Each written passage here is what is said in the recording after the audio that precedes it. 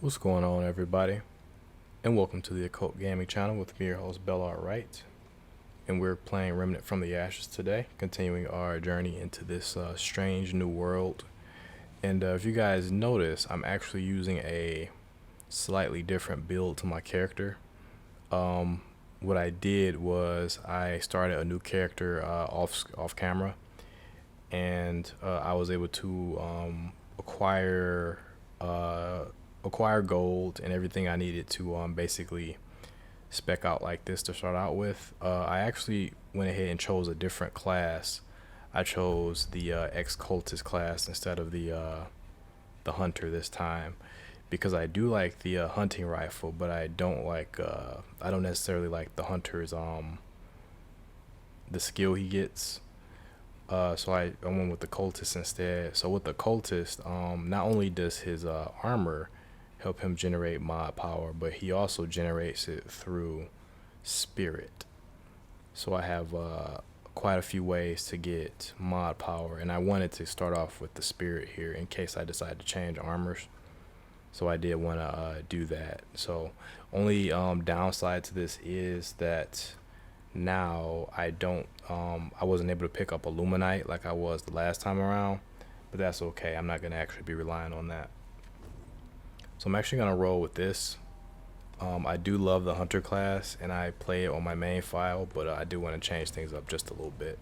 And I think this will actually make the game a little bit easier, starting with the ex-cultist. So let's go ahead and get everything started. And this is going to be our way to Earth. And we have multiple modes available, starting with adventure mode, which can be accessed from this world stone here. But we also have this is still adventure mode. We can have one campaign and one adventure mode going at all times, and we can switch back and forth between campaign and adventure mode. So adventure mode is like I don't really know how to explain the differences between them. See if maybe this can help us. Okay, kill a particular boss or complete a particular quest. Adventure mode allows you to generate a shorter experience, focus on a single world. Okay, that's the difference. Adventure mode is focused on a single world. Does not reset story campaign progress. And then campaign is the full campaign. So fair enough, that makes sense to me. Let's go ahead and go to the FORD'S HIDEOut.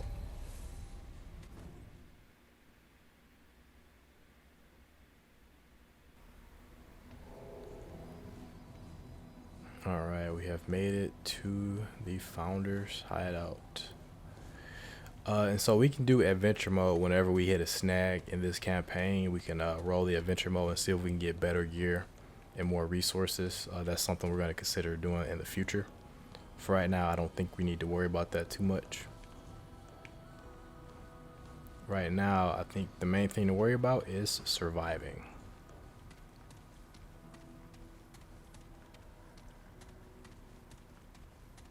So we got some interesting stuff here. We got a tonic right here. We also got a note. Pa, I'm dying. No two ways about it. Always thought the root would get me, or I live forever like you. But we can't all be heroes. You're the only person in the world who thinks he can stop the root. You know that? The rest of us are just trying to live our lives best we can. Me and Ellen have had to do it without you. I ain't gonna tell you to stop. Not again. Just don't think you're sacrificing for us. We've sacrificed enough. Always your daughter, Nadine. So that's likely gonna be talking about Commander Ford. That's actually not what I wanted to do. I wanted to pick this stuff up. It's the worst part about having everything set to one button. This thing is gonna be cool. This Ward 13 key card. That thing's gonna come in handy.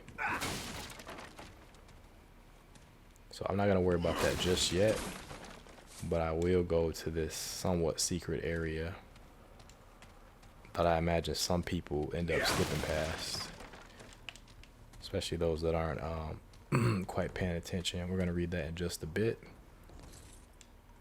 We got iron here, and we got a outfit here. Drifter's overcoat and drifter's trousers.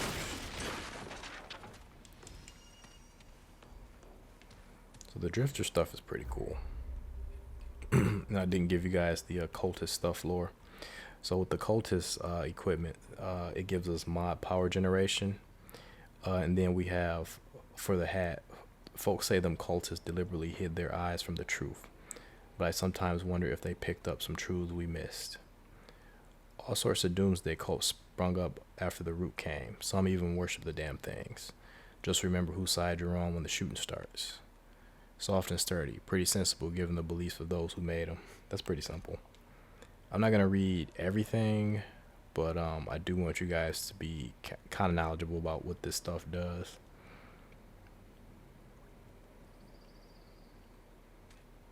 All right, drifter.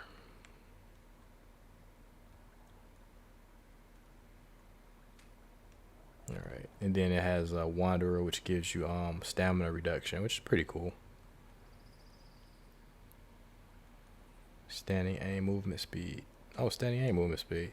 My first playthrough, I actually I still use this armor.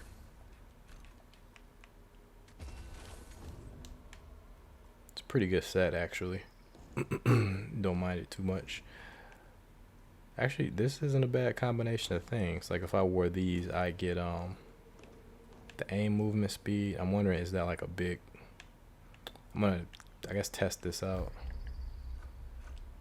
But if I wear this, I get the combination of aim movement speed, mod power generation, and I also have the trait, which gives me a little bit of that as well. Stamina cost, we'll see. I'm gonna be messing around with equipment throughout this playthrough. I don't know if I can really feel a difference, but I'll test it out. And we got another notebook here, another journal. It's probably from the original Commander Ford. Damn it, Ellen. It's not my fault your mother's gone. Even if I stuck around, Nadine would still be dead. And we know a hell of a lot. And we know a hell of a lot less about the root. I'm doing this for her, for all of them. So I'm guessing Nadine and Ellen are sisters.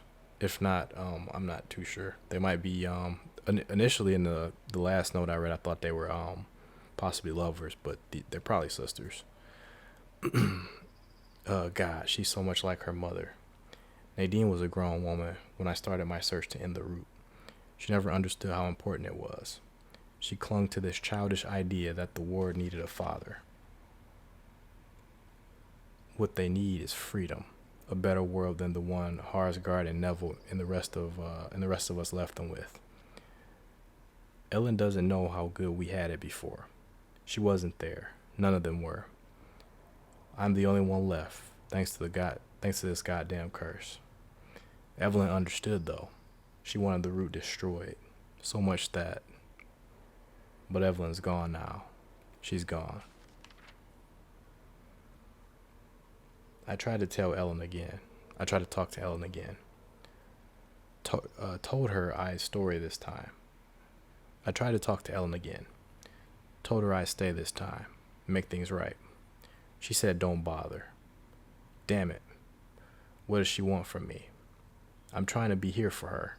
To see things her way. She doesn't want me to chase after the root. Fine. But at least talk to me. There's no room in the war for me. There's no room in the war for me, she says. So I've been sleeping here in my office. I bet Ellen hopes I'll head out on another expedition. God knows I'm tempted to. But no. My daughter's gone. My granddaughter needs me now.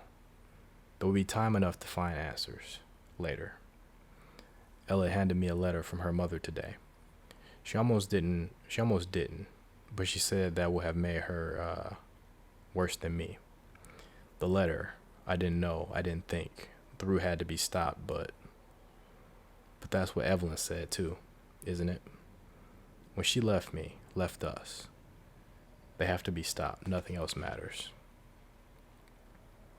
Except it did matter. I lost the woman I loved, and they didn't stop. And now I'm the monster. Damn it, Evelyn. You were wrong. You're wrong.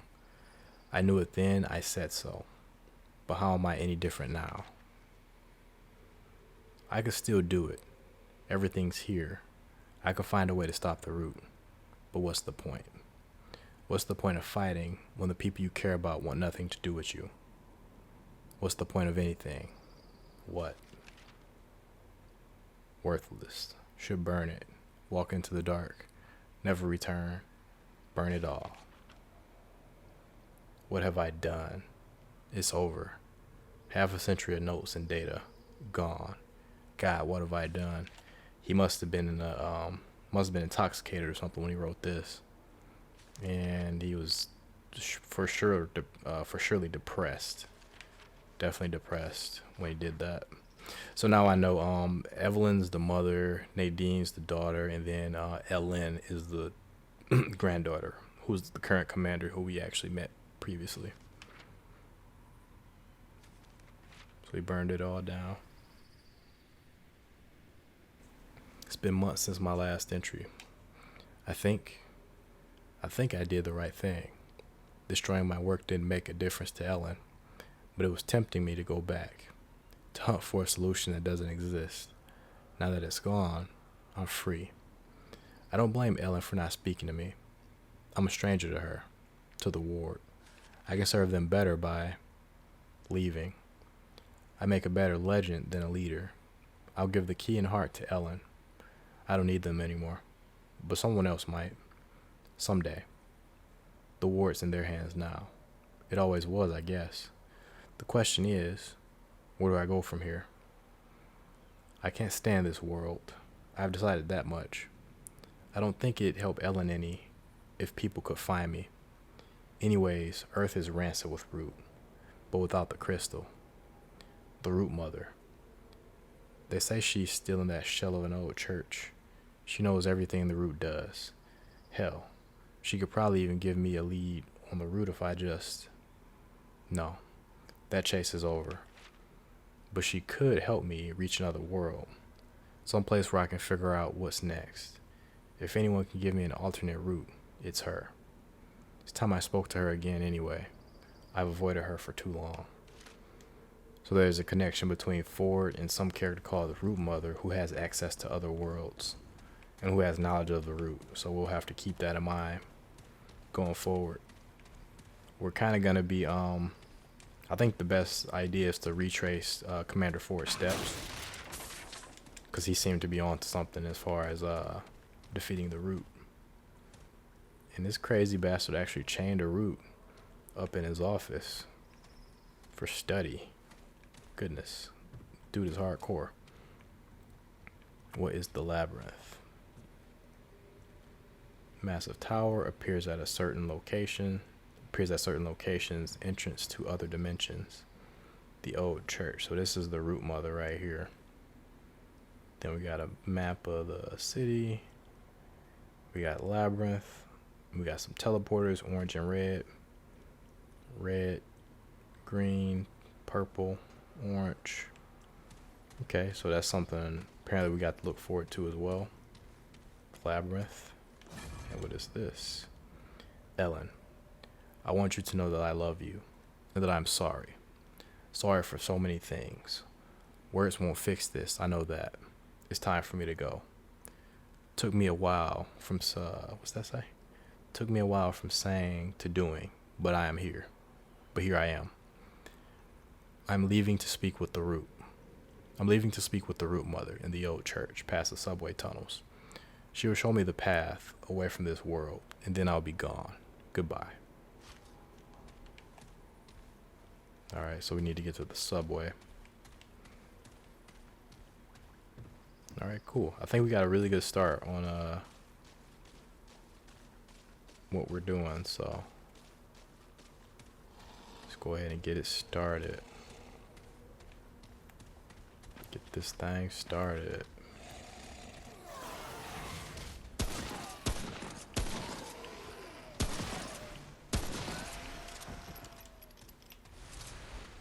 So doing a little bit less damage from a range. That all you got? Critical hits though.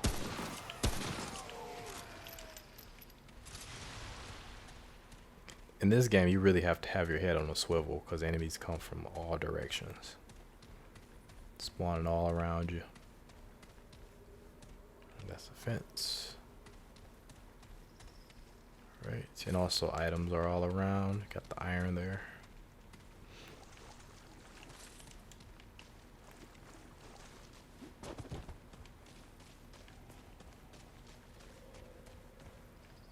Yeah, and the reason I went with the mod generation, that's gonna come in handy once we start doing boss fights.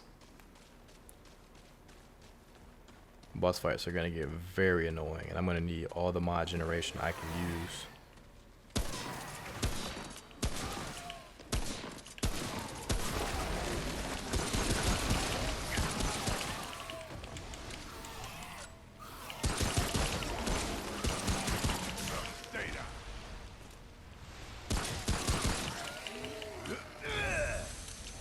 Alright, and that's a mod right there. That's a mod in action.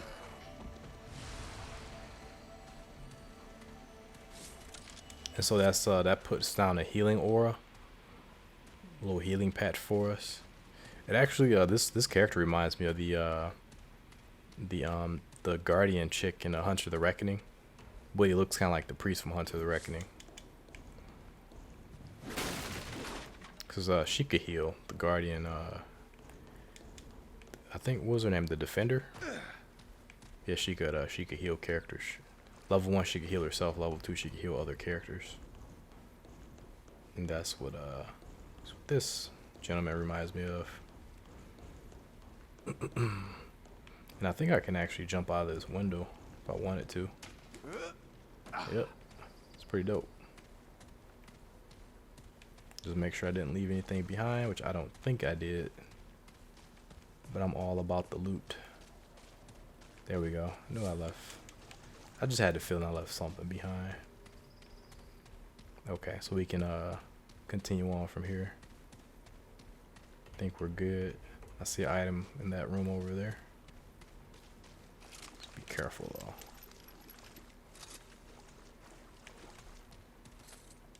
It's gonna be iron.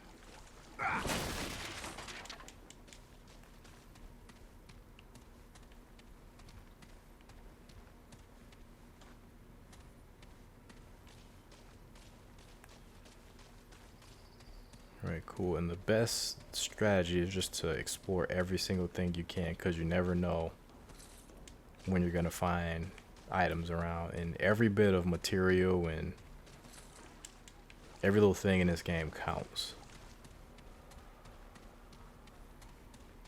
You're gonna need all of it to survive, pretty much. I mean, in this game, skill takes you really far, but man, you need to survive. That's the whole thing.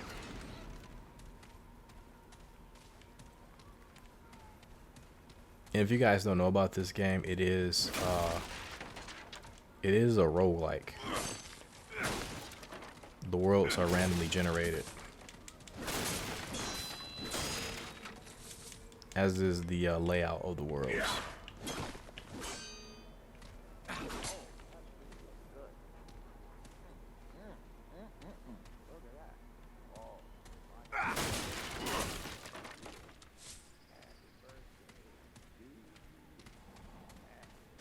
See, what I'm hearing now, I did not hear before at this part of the game. I'm actually seemingly at a part much earlier than I thought I would be. Because that's a character I don't think I met until several hours into the game, and sounds like he's right over there.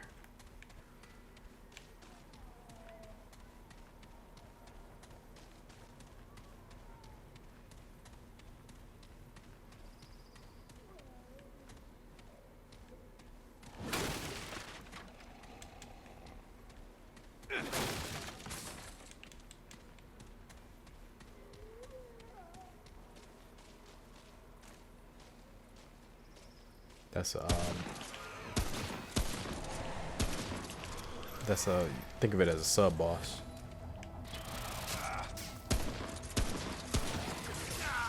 Shit.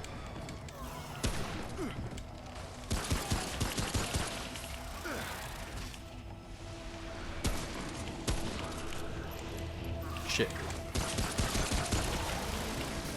Shit. Alright. Yeah, so you gotta definitely have your head on a swivel. These guys appear from everywhere.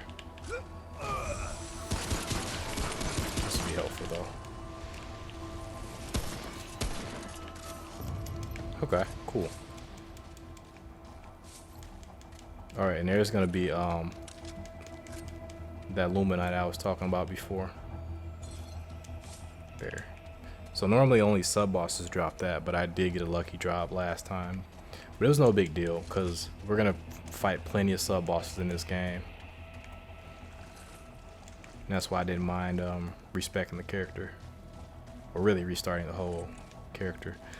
So this right here is definitely different. Normally I start off in a wide open city type area with buildings like this around, but this time I'm in like this part of the city with verticality, so this is going to be much different than I'm used to actually. That was rough. Now I recognize the area, but this is the area where I'd be like several hours into the game, maybe like 2 or 3 hours in before I saw this area. That's just the power of RNG right there. So I really do, like, every time you pick up and play this game, it's gonna be interesting because it's gonna be different. It's like there's always something new to learn about it. And I could have proceeded that way, but I'm gonna proceed this way. And that's, for me, that's the tough part, because there's like several ways of getting through a level. And I always want to explore the whole area. Shit. I don't even know how I missed them. Is there anybody behind me? Alright, just making sure. Okay. I see ya.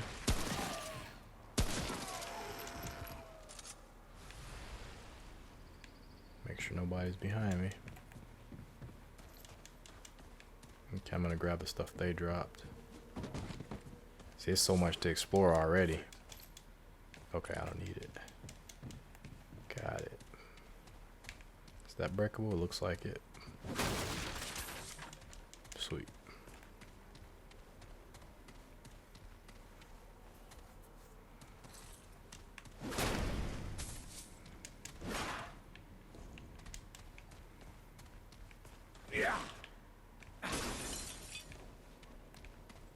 Do these give you stuff? I wonder, like breaking windows. I never was able to figure out if they actually dropped anything.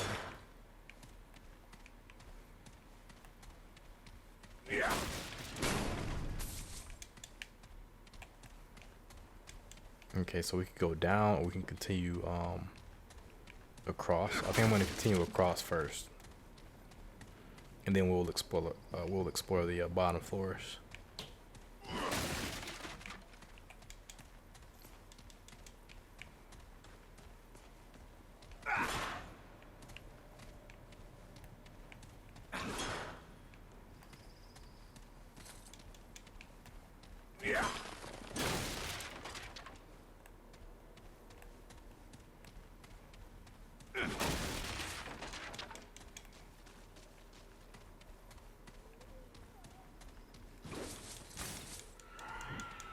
Sweet.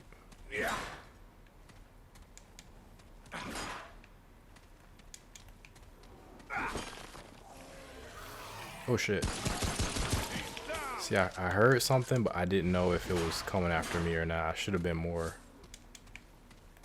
paranoid.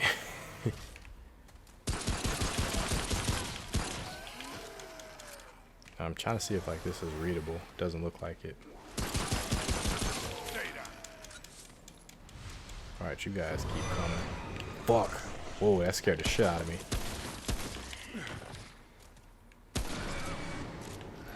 Shit.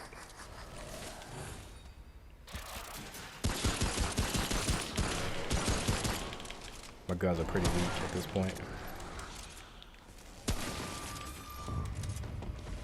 Alright, cool. I'm definitely gonna want to upgrade my guns pretty soon. That took way too many bullets. So at the next save point, I'm actually gonna teleport back to Ward 13.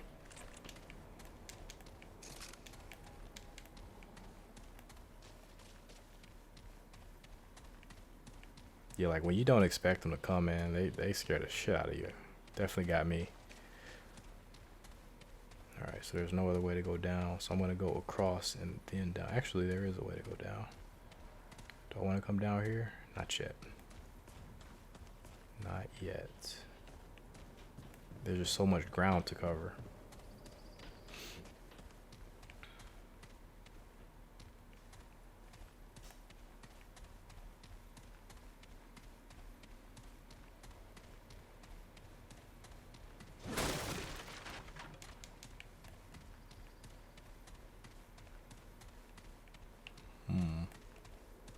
Go down there.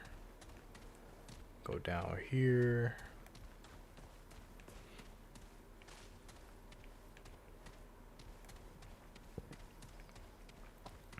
Honestly, don't know which one to do. These green chairs, they seem to be pretty lame.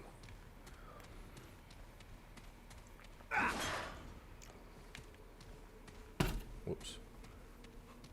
I think this is breakable. Yeah. Alright. So I'm gonna go this way.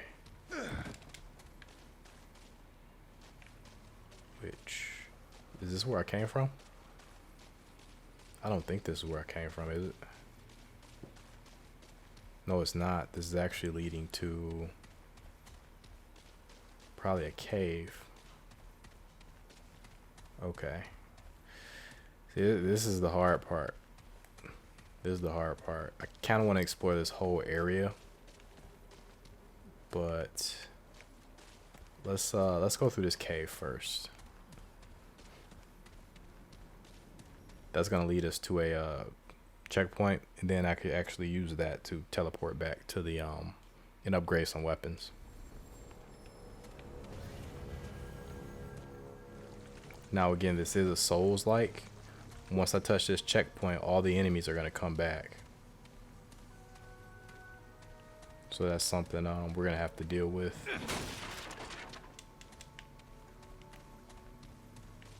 Alright, well, here we go.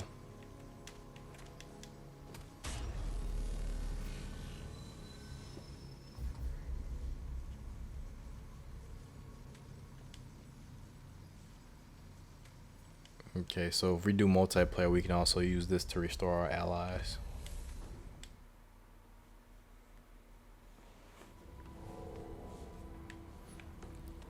And similar to Bloodborne, Remnant has some long ass load times, so I'm gonna make sure to cut those down for you guys so that you guys don't sit through those. I've already been doing it, but just letting you guys know. Let's get some iron from her. Get our whole supply of it. Take care then. Alright, so we're gonna get some healing from him, but we're gonna get that last. Right now I want to get some upgrades. Actually, before we upgrade anything, we have this Ward 13 key, and we can use that to get some better weapons, or a better weapon, and some extra scrap and iron. So we picked this up. Let's find it first. We picked this thing up from the FORD'S HIDEOUT. Ford left this in his hideout on the surface. He must not have trusted anyone in the ward with it. When Ford founded the ward, he buried secrets in its walls. Maybe he never meant them to see the light of day, but buried things have a funny habit of coming back. So we're definitely going to use this to find some of those secrets. Oh, and this thing I actually forgot to check out the first time. So this tells us what each floor was dedicated to. Level 1 is where we're at right now. Level B1 is the reactor. Ward 13 is B2. Research is B3. Actually, I was wrong. Ward 13, I think, is this? So this floor must be B2. That's actually kind of confusing, because I think this is a reactor, which, that's B1. Yeah, it is B2. This Ward 13. So this is where we're going to use that key card at.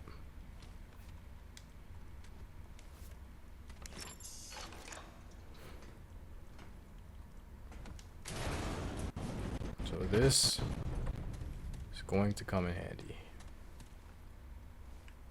going to pick up this Tome of Knowledge, which gives us skill points, trait points.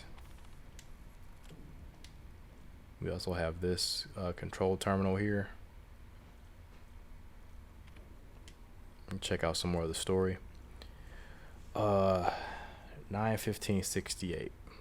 So this is around the time we were reading those journal entries, the era of Ford's grandparents. Commander Nathan Haskell. To all. Subject, security protocol update. Due to recent events, we will be amending our security protocol to require an additional photo ID check upon entry to Ward 13.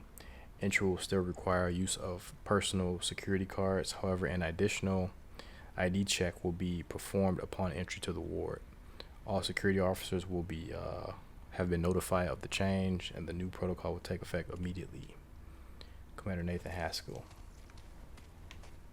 So yeah, let me actually change my gear up so I have more of a chance to get loot from this stuff.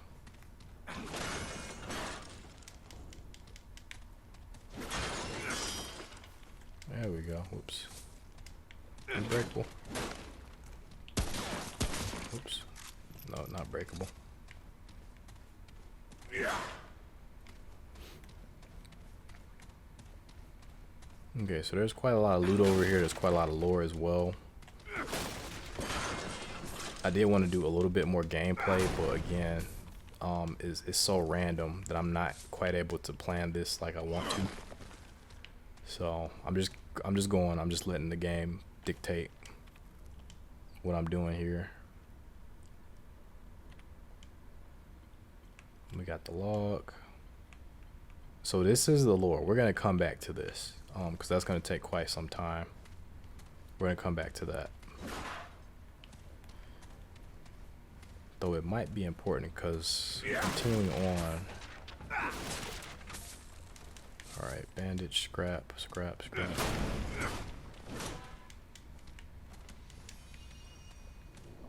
Okay, we got elder knowledge.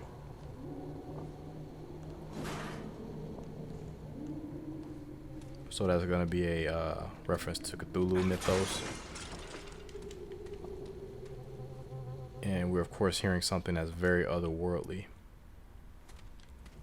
And that gave us a skill, so let's check that out. Or a trait, I should say. So this gives us a bonus to experience points. So we can invest in that to level up faster, which could be pretty cool.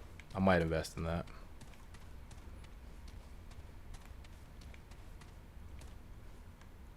We got a fuse here. That's definitely gonna come in handy. So keep in mind where I found this for you guys that plan on playing this game. That fuse is actually gonna come in handy to get an item that we really could use. So I don't know. I think we're gonna have to read the lore at this point, because going forward there's gonna be other stuff to read. So I think I'm gonna have to I'm gonna try to speed read through it though. So Casca. This entry is about Casca. Eureka. It's taken us months, but we have finally reconnected to the dreamer Gabriel's world. Subject 1419-1 is online. The new bonded entity is vastly different from the previous one. Visual recordings are dim, but audio is greatly enhanced, so much so that our equipment cannot accurately record all of it. The new guardian is belligerent towards the inhabitants, malicious even. I suspect it shares memories with the previous guardian. Consciously or not, it knows what the fuzzies did and treats them accordingly. Fascinating. So that's a lot of stuff that I don't even know where to begin. So hopefully we learn more going forward. So let's keep reading. This does tell us about the dreamers though, and that's something we was finding out about before. Physical expedition.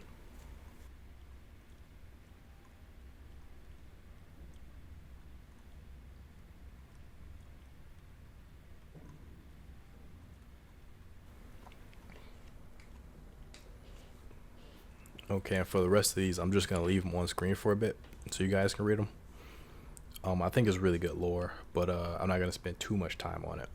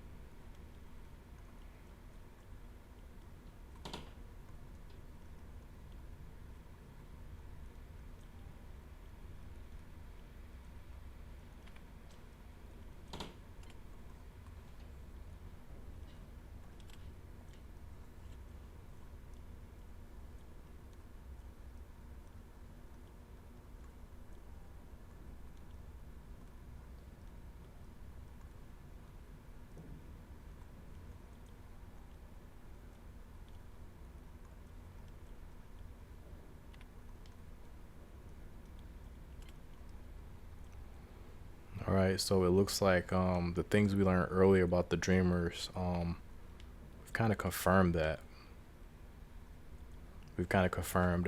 We saw with the story of Casa that she was actually a conduit for the root to come through.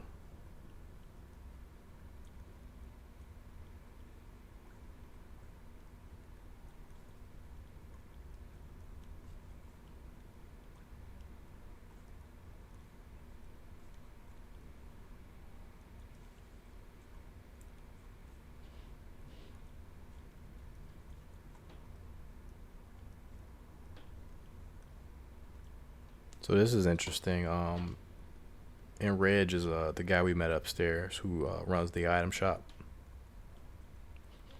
And this is a draft email that wasn't sent to him, but it was saved as a draft.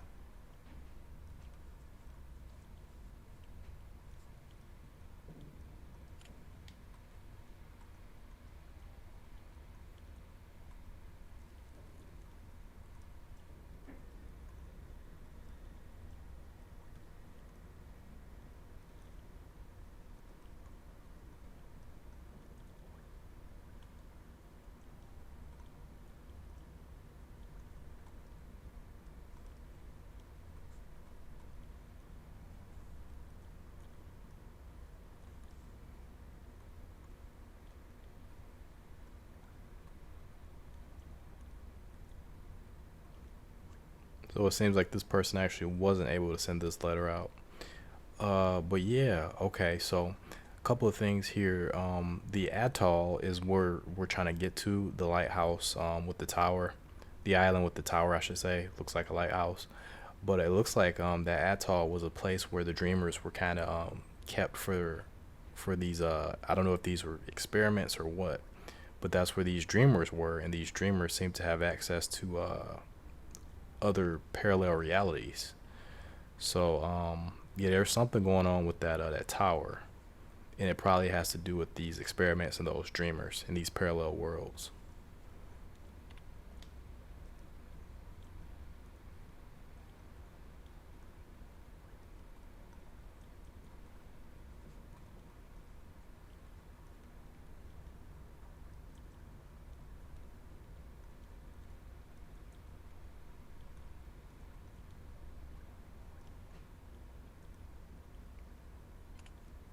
Belinda. Sounds like a female. All right, and we got subject 2419-1, which we heard about previously.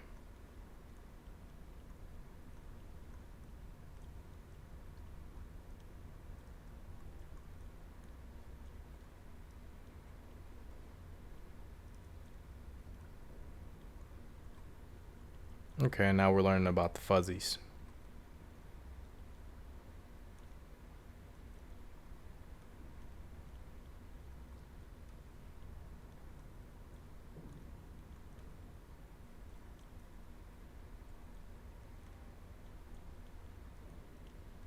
Okay, so it seems like they were setting up expeditions to these alternate worlds to, I guess, see what was going on with them. And it looks like they found a world that was already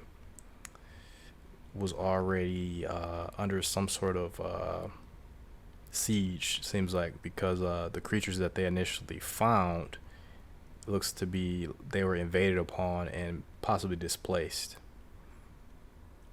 and the world is became a dangerous place, it looks like.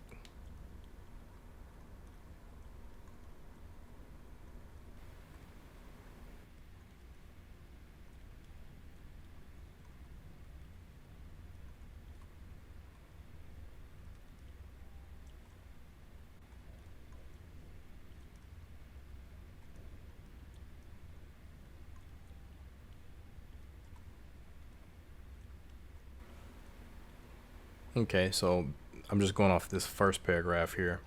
Looks like there was initially a dreamer known as Gabriel, and it looks like maybe it seems like the dreamers use some sort of guardian entity to explore these worlds. And initially the fuzzies, it says, were intelligent and warlike, but for some reason they turned on their guardian. So apparently every world has a guardian, perhaps. I guess we'll find out more about that. So Gabriel's the first dreamer, and Cass is the second dreamer. She gets the -1 designation. And she bonded to a new guardian in the same world.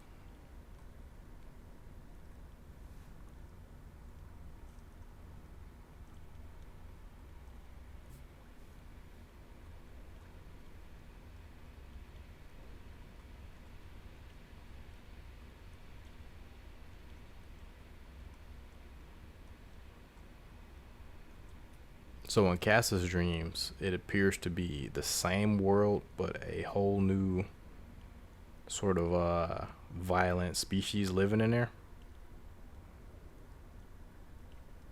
And the original landscape has been displaced as well. So I wonder how much influence the dreamer has over the world, or if the dreamer is just seeing the world for what it is. And I wonder how the effects of time, I wonder how time works between these different dimensions.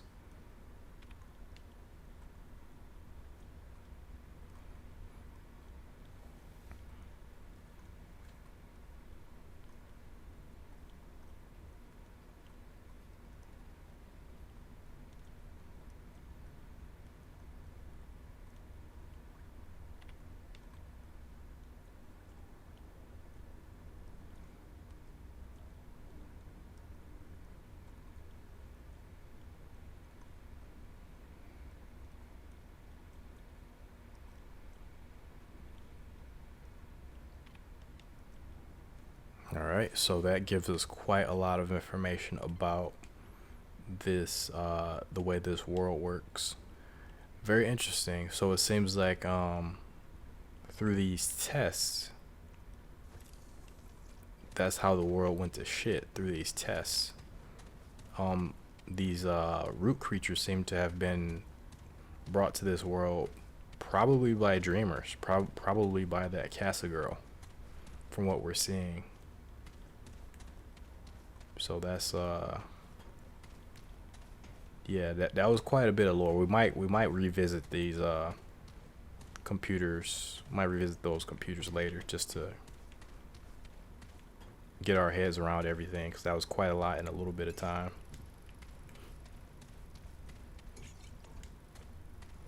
All right, got some healing. So this is gonna be a recording right here. Just go ahead and, at least I thought you could interact with this. I think you can. I thought you could. Thought you could mess around with this. Guess not. Or was it this thing? No. Yeah, I thought you could mess around with this and put a movie on. Never mind then. This is breakable, I think. Yeah. Chair should be also breakable. Okay.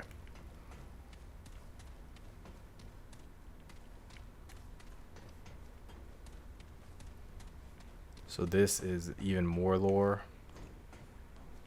Again, I didn't want the lore to take up the whole episode, but it's all good.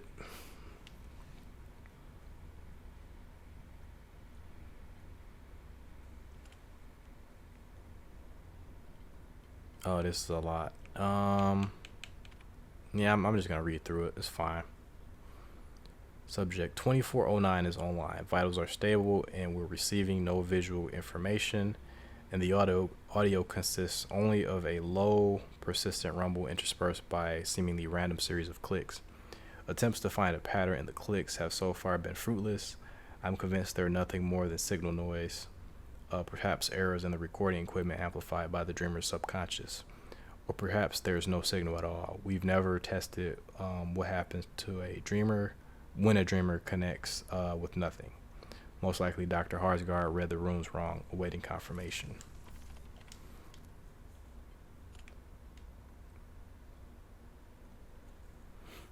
Harsgard claims he's not wrong and suggests we continue monitoring. We'll do so as long as see ya.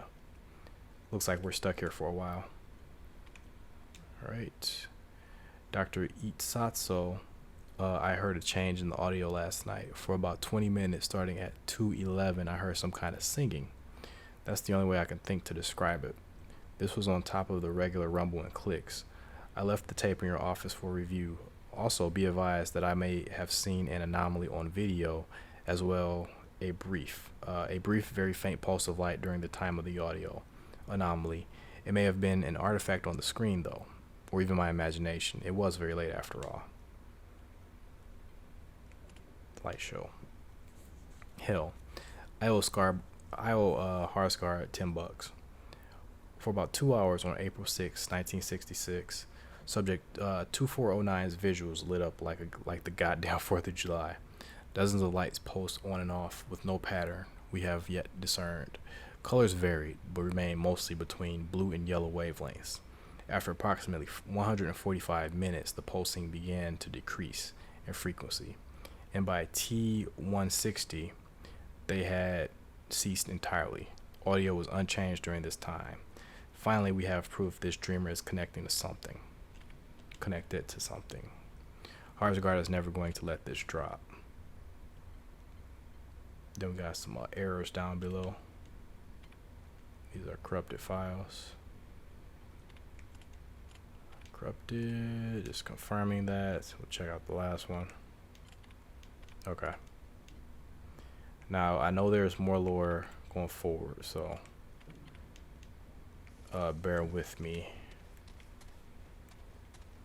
I think I'm going to put the lore probably towards the end of the episode. Like after I collect everything. I don't know. It's a lot of lore, man.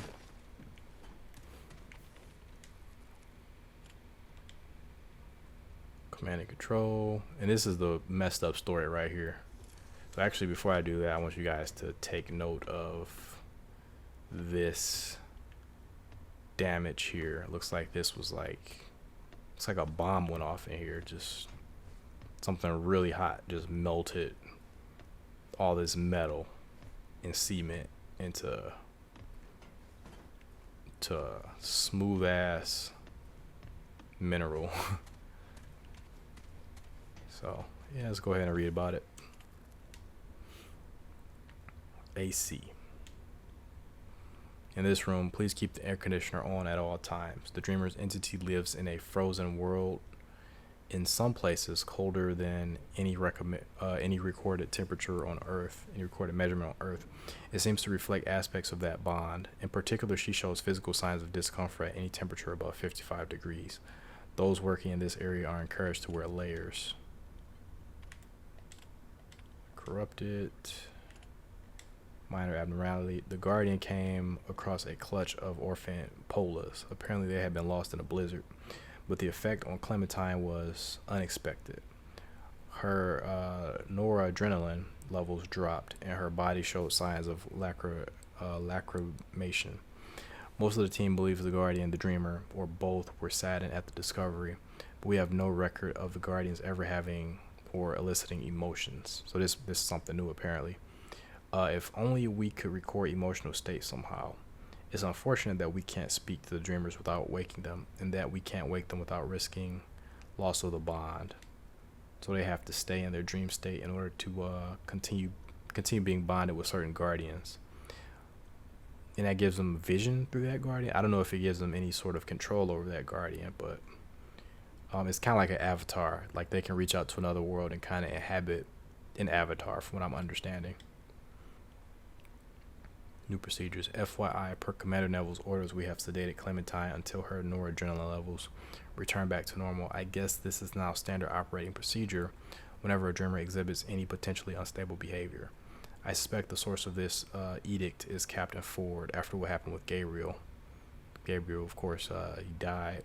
And with Harsgar about to connect a new dreamer with to this clawbone entity, which is a guardian. I'm guessing Ford doesn't want any more unnecessary risks. He's probably right. So they were going all in for this Guardian stuff. This Guardian alternate world stuff. Let's see the word Sophie, Clementine. Rather, I think she shifted somehow. That she still exists somewhere along with everything else, including the poor janitor. Unfortunately, as to why, I have only conjecture. Reviewing Clementine's final tape shows... I can't read any of that. In the very last frame, in one darkened corner, you can see this is Clawbone. Harsgar always described this unknown entity in fantastic terms. But what if he wasn't exaggerating? We know he brought this dreamer online at approximately the same time Clementine disappeared after all. As I said, conjecture.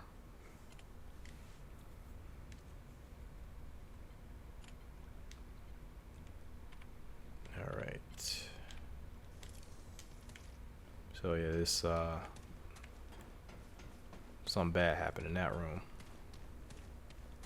Looks like something bad happened in this room too. These look like dead scientists perhaps. And we got more story here. Internal systems. Gabriel fuzzy error termination. Let's read about Gabriel. The dreamer known as Gabriel, subject 2419, is online. Data is coming in faster than we can deal with it. Gabriel's bonded entity guards a literal living world, some kind of massive biological organism that houses the guardian within it. The ground is flesh in response to stimuli. The air is thick with moisture. The breeze shifts cyclically, like breathing. The inhabitants of the world are equally fascinating. Small, fur-covered bipedals we have dubbed fuzzies for their resemblance to creatures from H. Beam Piper's novels. They appear to be sentient. They have no spoken language, but they build tools and structures from the bone-like growths found throughout their world. These... Oh, the fuzzies, those are the little guys. Yeah, we end up fighting them. Okay. I always wonder what the fuzzies were. You actually do come across the fuzzies in the game. These observations are preliminary, of course, but they're so exciting. A new species, first contact. What revelations might we uncover? Error. I guess we can stop checking these errors now. Fuzzy distrust. The Fuzzies have been acting stranger. At first, they had a kind of God worshiper relationship with Gabriel's entity, but we've recently seen signs of fear and distrust. A few even threw rocks at their guardian. Could Gabriel's bond have somehow caused this? We've been very careful to observe only, not to interfere, but maybe the Fuzzies detected some subtle change that we could not predict. Too subtle for us to notice, yet strong enough to cause a violent reaction. That seems plausible. A minority of my team is concerned this will affect our experiment. One team member is worried Gabriel himself might be in danger, though I've seen no evidence of that. Gabriel's vitals have been unaffected by the random attacks. A more valid concern is that the very act of observing is affecting what we observe. This may be valid, but it's not reason enough to wake the dreamer, not yet. Right. Uprising. Damn, Gabriel was attacked today, or rather the Guardian was. We're combing our records for any sign of provocation on our part, but so far have found nothing. Gabriel's been completely passive, allowing the Guardian to act independently. Most likely whatever's happening predates Gabriel's bond. There have been more calls from the team to wake Gabriel. Still a minority, but it's true that his heart rate rose briefly during the attacks, but there have been no other signs the attack affected him in any way. I've ordered observations to continue. We will see this through. Right, and termination. And Gabriel is dead. Jeez. Subject 2419 has been declared dead on Sunday, April 3rd, 1966. His guardian was killed and his body consequently suffered a cardiac arrest. We lost input immediately. Needless to say, my team is devastated, and yet this presents exciting new information. This is the first time a dreamer has died in the chair. Tragic though Gabriel's death is, it proves the bond between dreamers and guardians is even stronger than we knew. Research in the fuzzy world has been put on hold for now. Our previous observation and these long entries will be transferred to another room for study, while Gabriel's chair is prepared for the next dreamer. I know we'll be back. There's so much to learn. What happens when a world's guardian dies anyway? And these guys are kind of heartless. So yeah, Gabriel was attacked here.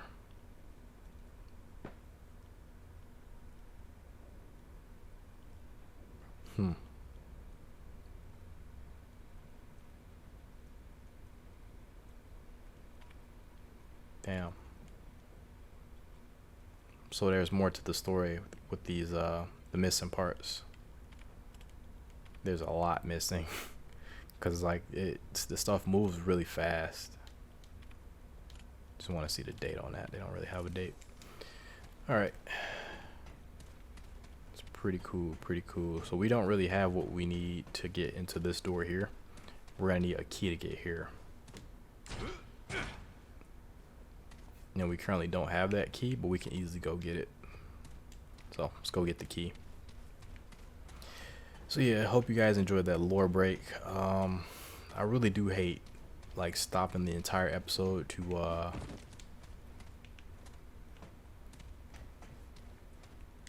oh yeah, you get into here from up above, I believe. Yeah, I really do hate just like grinding the episode to a halt to go through that, but for whatever reason I felt like we had to. Now that I think back on it, we really didn't have to. Alright, so the best part about this is there's a lot of goodies downstairs that we can go ahead and get.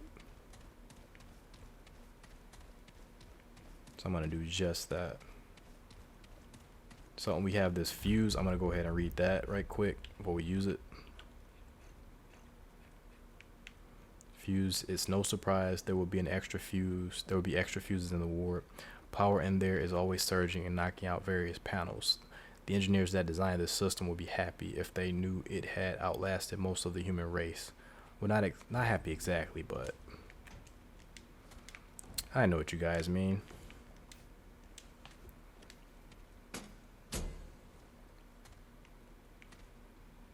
Alright, so let's go ahead and turn on the power. So what we want to do is we want to open this door.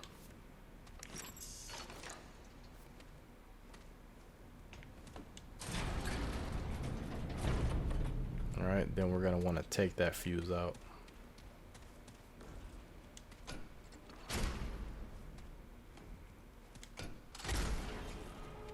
Whoops. Well, no.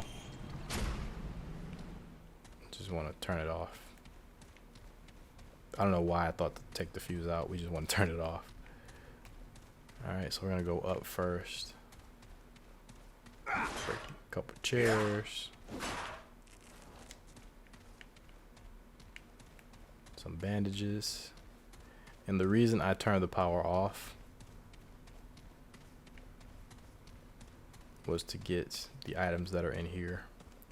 There's a lot of cool items in here. Got the frenzy dust. We got this Ward 13 master key. Ammo box here. We're gonna use that master key pretty soon actually. I'm gonna go ahead and turn the power back on now.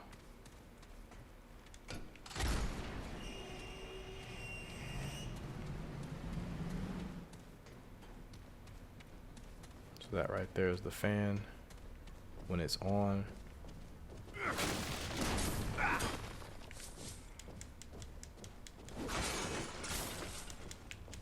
Oh, there's a lot of stuff.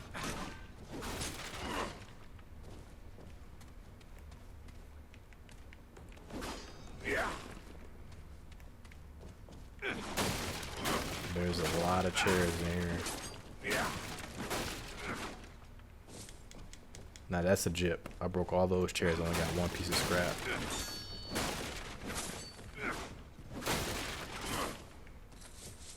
There we go. That's much better. I think there is a charge attack here. There we go. Okay, ammo boxes are gonna come in handy later. Once we're in boss fights. They are exactly what they sound to be. They replenish your ammo when you run out. We got another tome of knowledge for another trait point. Got another ammo box. So this is a really good place to come back to before you do anything later on. And we currently don't have the means to use this thing. System lock enable. I wonder if the Datla key would have worked down here. But then again, we wouldn't have been able to come down here without first visiting the Earth. Yeah.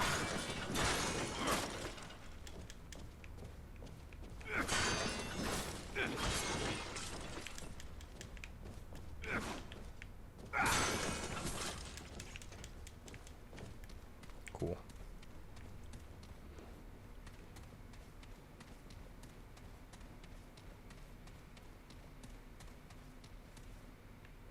Alright, it looks like there's some stuff down there. But that, I've never been down there. I've yet to go down there. I wonder, can we like, nope, no parkour.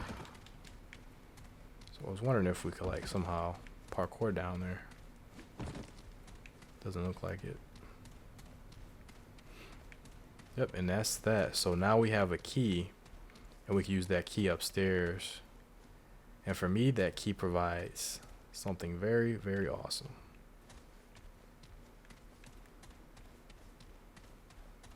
So let's go ahead and check it out.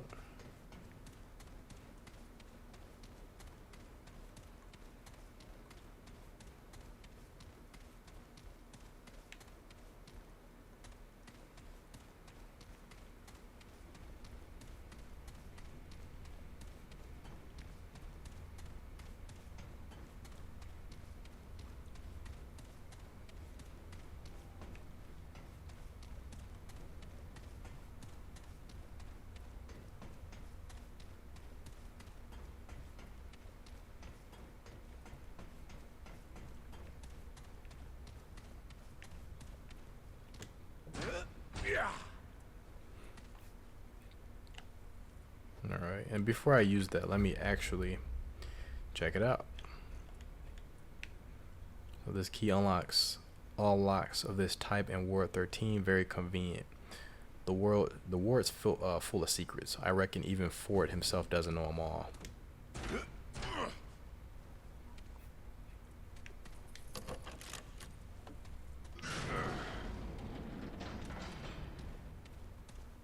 All right, look at that.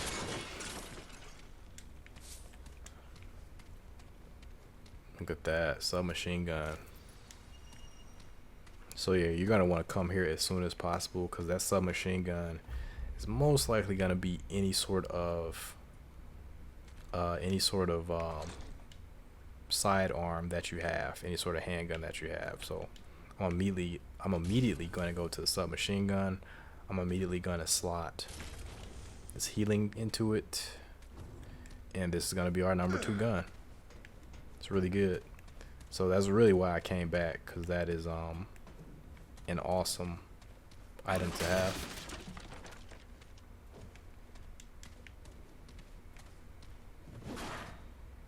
So that is why I came back. But we do have a problem because we have something over here that we can't get into.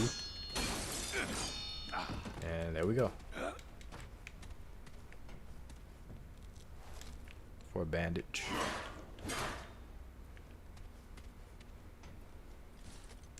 And an ammo box. That's worth it. Yeah.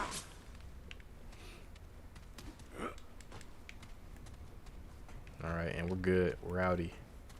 I'm checking here one more time. I could have swore you were able to play this thing. I guess I was wrong.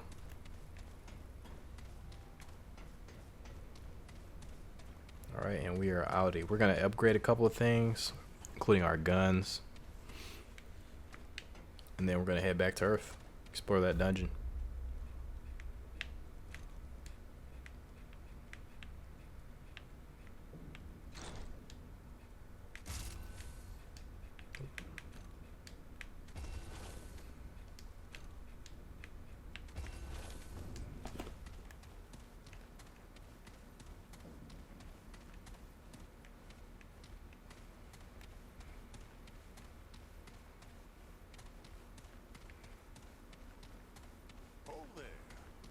Hey there, friend.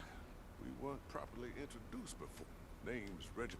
If you look more, if you just want to swap stories, I'm good for that too. Oh, don't settle. Man, it's good. It's not easy. Give a. But hey, you're the hero of the war. Here you go.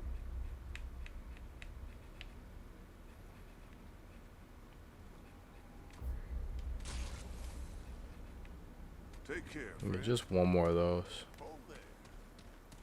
Hey, traveler. Take care then. She's out of iron. Alright, let's upgrade some stuff. Let's get the hell out of here. I'm not in the mood for chat. Oh, traveler.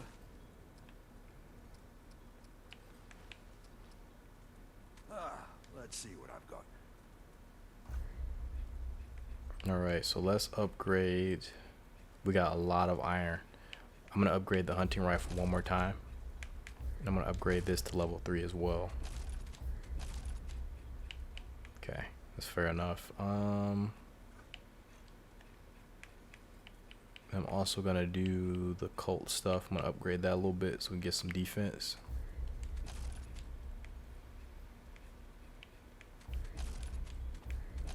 Sweet. Perfect.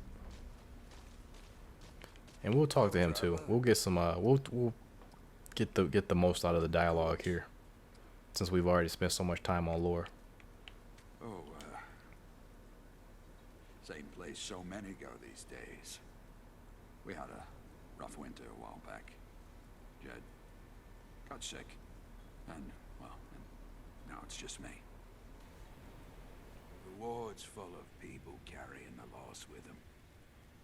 But to keep going on, we gotta find new family along the way. Life ain't bad so long as you got folks to look out for, right? Not really my place to say. People can tell you about themselves if they want. Just be careful around McCabe. Like I said. Anytime. He's a cool bro. Take care, my friend. He's definitely a cool dude. Alright, let's see if we can get some more out of McCabe. Working and being interrupted. Not the conversation, that's for sure. You know, I'm actually great friends with this hammer. That fills my friend quota just fine. So I'd move along if I were you. Unless, of course, you'd like to get more acquainted with the hammer. I've got work to do. I do want to buy another ability. Alright then. Oh, looks like I can't afford it. Because I upgraded all that stuff. I was going to get Hot Shot. That's alright. Alright, so this is going to be a longer episode, I guess, because I focused so much time on the lore. I did not plan for that to happen. Did not.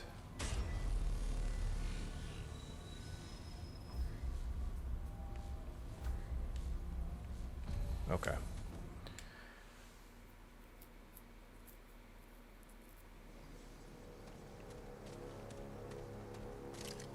Alright, here we go. It's dungeon time.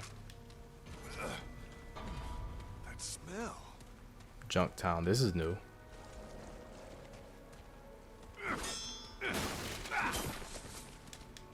Actually, this is very new. Looks like a person's up there. That I'm not used to. They ain't listening. He's listening. No, they ain't listening. Really? Huh.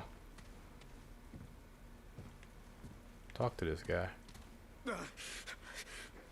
Where'd you come from? What do you want? No. No. Yep. Right as acid rain, yeah? Yes. Yes. Okay, goodbye. No. I got nothing. Can't trade nothing. Can't hear nothing. Can't see nothing. Voices. It's voices. Millions of them all connected, all seeing, all talking over each other until they speak as one, and then I can't.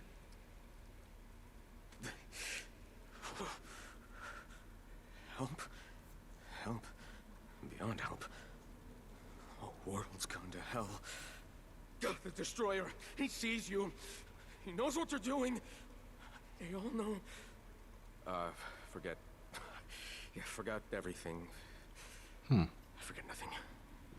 The oak is all. Oak is all. The oak's watching, huh? It's always watching. 1,000 eyes, mouths whispering, waiting. Whisper. Let's see if we can get that mask off of him. No, I found nothing, saw nothing, hear nothing. But whispers. You gotta go. Don't wanna. Don't you make me. Don't ask again. I'm gonna ask one more time. Go. Uh-oh.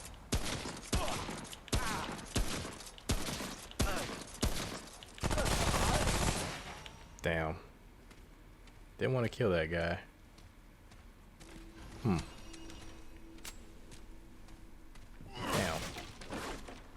I wonder if I could have saved him. That's the first time I've actually been in this area. This area we didn't even spawn on my other two trips with the other two characters I use through here. This area never existed in those runs. That's how crazy this game is. It's so random. You can completely miss out on stuff like that. Jeez, that's and it's kind of frustrating in a way too, because I don't know if I'll ever be able to run into that guy again, like when I play in the future, unless I play like 20 more times or something like that. Huh, that was crazy. So there's no dungeon, it was just him in here. It was just him. I've never had a shootout with a human enemy before in this game. Take a look at that mask. Goodness. Twisted Mask, regrowth. You get a health regen, slowly regenerate health over time. Melee hits steal health from enemies. The Oak watches, the Oak whispers, the Oak wills. Interesting. Interesting. Oops.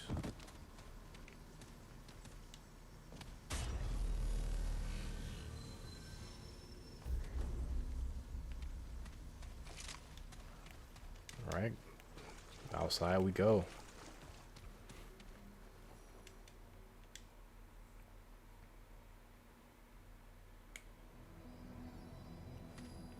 Yeah, I really wonder if we could have saved that guy.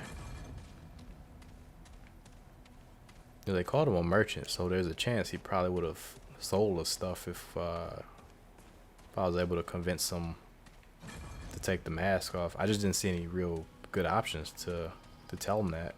I guess it depends on what order you told him to do things in.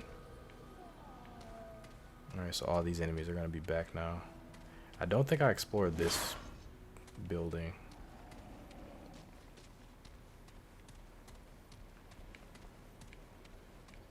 Nope, I did not.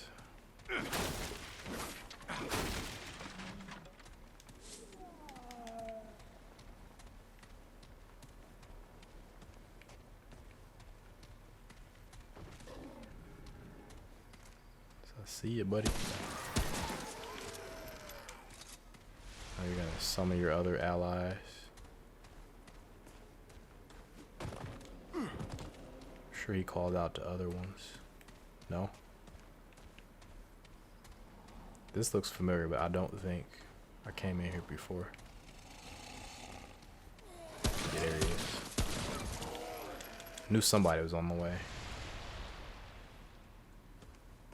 That can't be all. I'm gonna keep it moving though.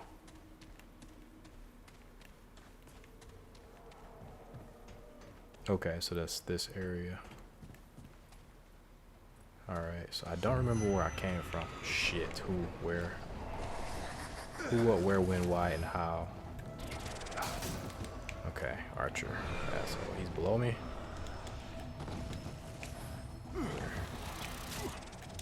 Shit.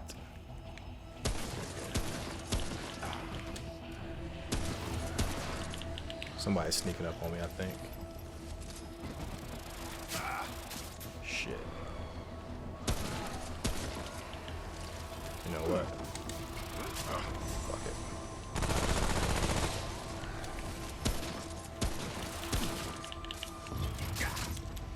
Oh, it's two of these fuckers. Okay. Thought it was two of them.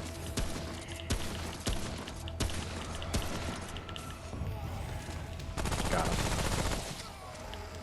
Alright. I got bandages, but I won't use them since I got so much healing available. Alright, so I was up here before. Damn, so that was two bosses.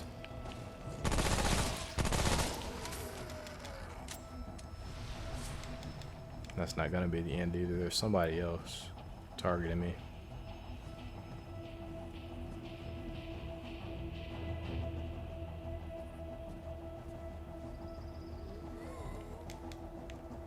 Maybe I should use a bandage.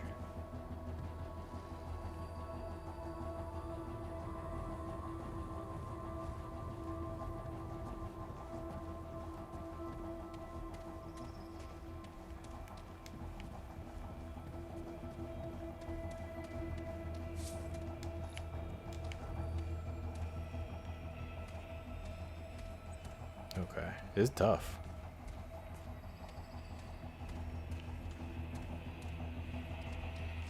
I'm gonna use a bandage. I should have used it earlier.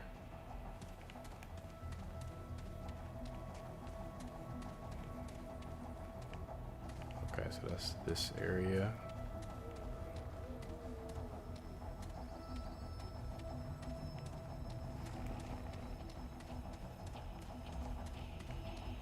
Get my back up against something.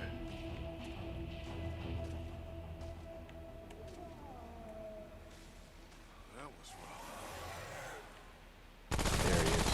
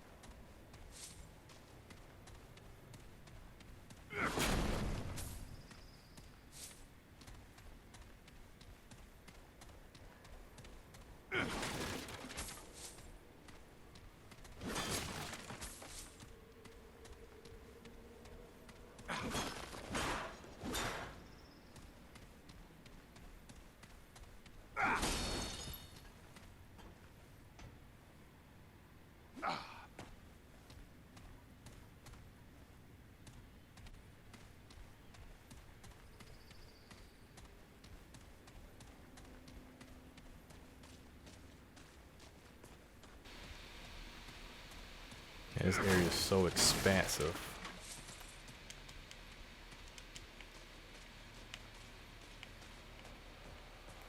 I don't really even know how to explore it. Like, it's just so open.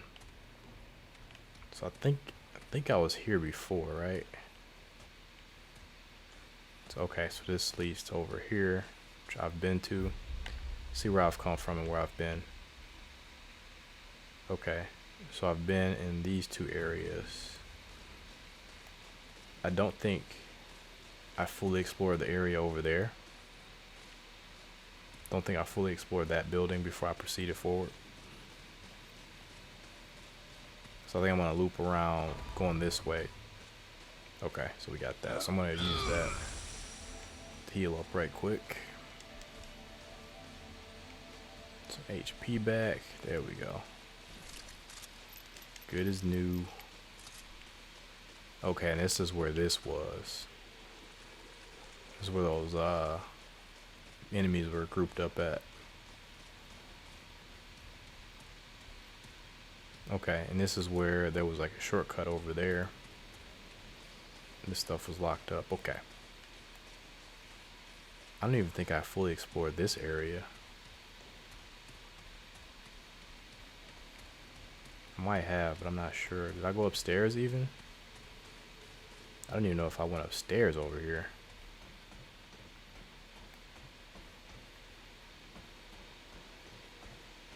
Okay, so I must have. If, yeah, I must have explored through here already. Yeah, I think so, yeah. Okay, so we should be good.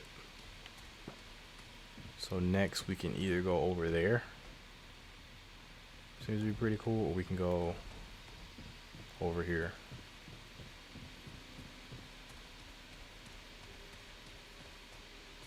Pretty sure I explored this building already.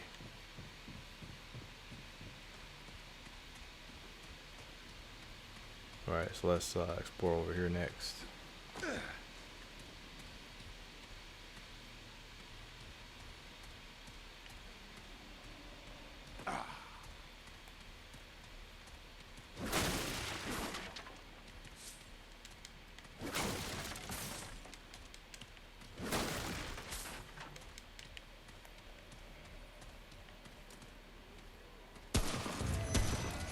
Shit. Oh, big guy. Big sword guy. I need to take that idiot out. Shit.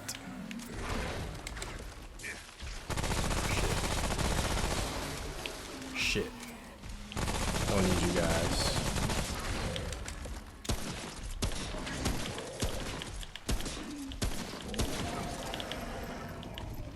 Okay, cool. Sweet. It went a lot worse. A little bit upset though. Big guy didn't drop Illuminite.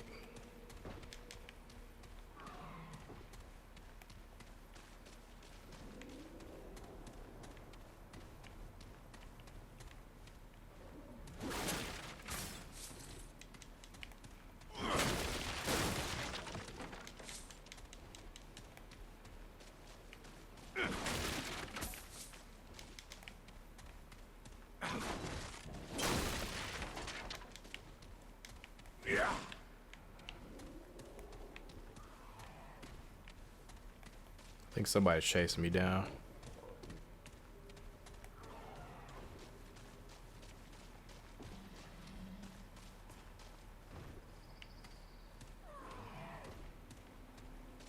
Somebody's chasing me. I just don't know where. Oh, they're in the building. No? It's me.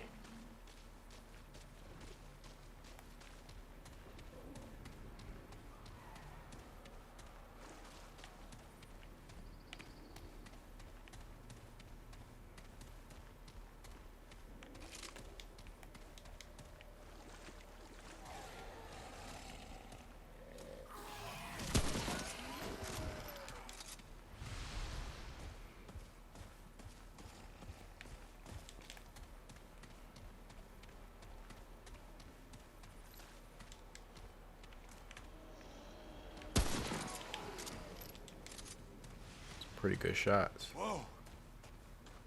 It's over. Is it really though?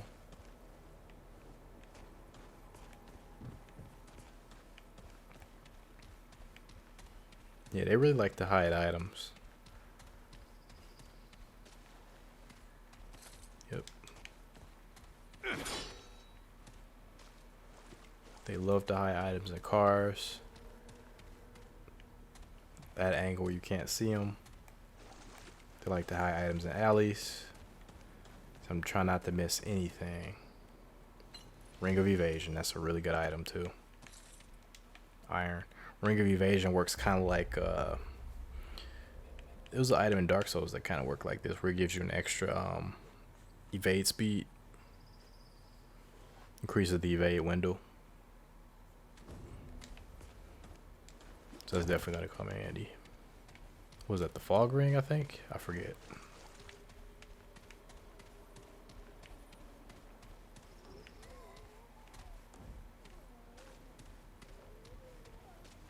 Alright, so we can go in that building or we can continue out in the open fields. I see a dungeon on the map too. Definitely see a dungeon on the map. I'm gonna go in here for a bit.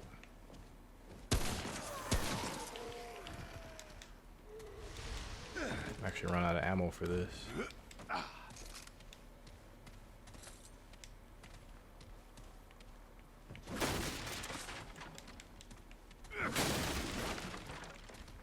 Oh, look at this, like a whole other area.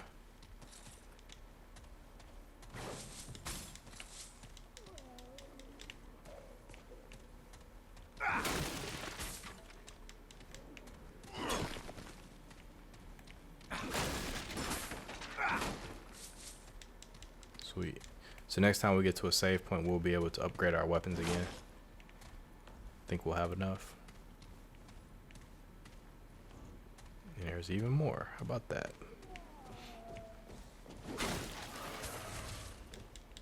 Okay, they know I'm here.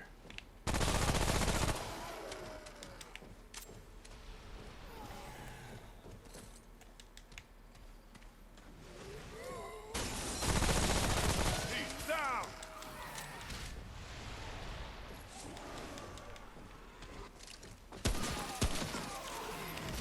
Shit. Barely avoided that.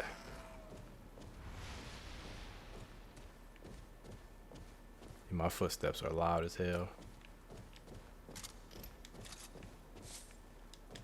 All right.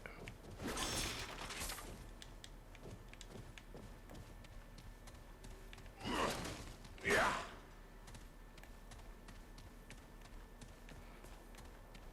And this will be definitely a slow burn play. I prefer playing this game at a slower pace. I guess because I'm still learning so much about it. Just basically taking everything in.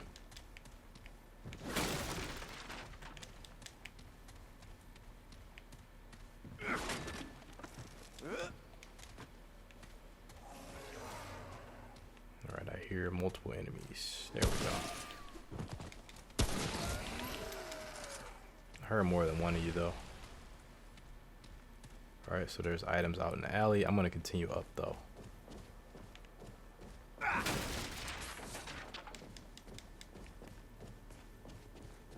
Yeah.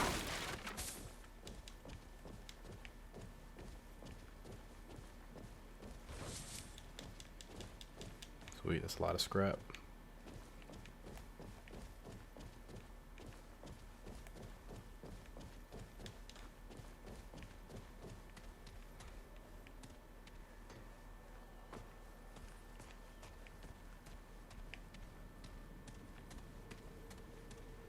Alright, so I think right here they're just giving us options on how to proceed. We could proceed along the sides inside of the buildings. Or we could take the main area out there. You can see there's items out there too. Either way, I think we're going to run into enemies. So, me myself personally, I like to proceed both ways. I like to go through one way and then loop back around the other way. So I think that's what I'm gonna do.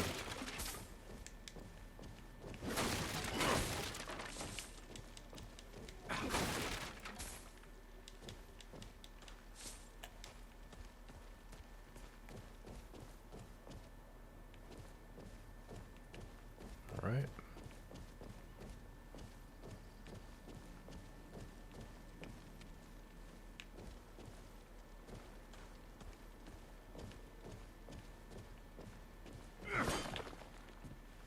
Yeah.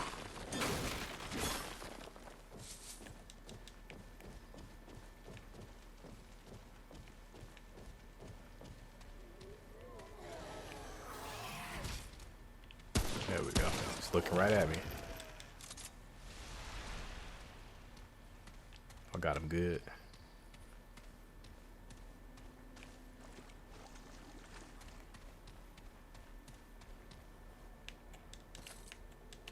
All right, we got the iron here.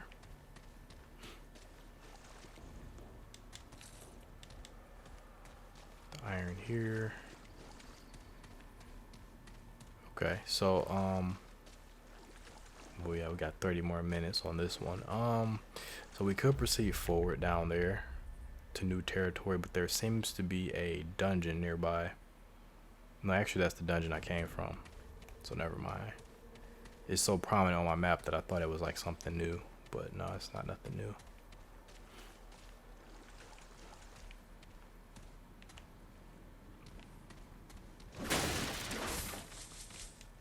That's a lot of iron.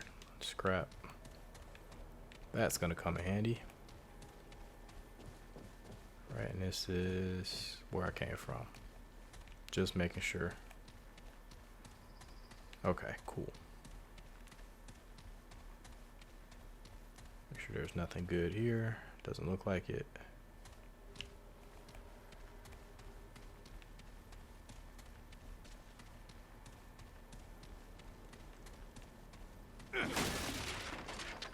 There we go. That's gonna be where we want to go. So let me just check these cars. Make sure we're not leaving behind anything good.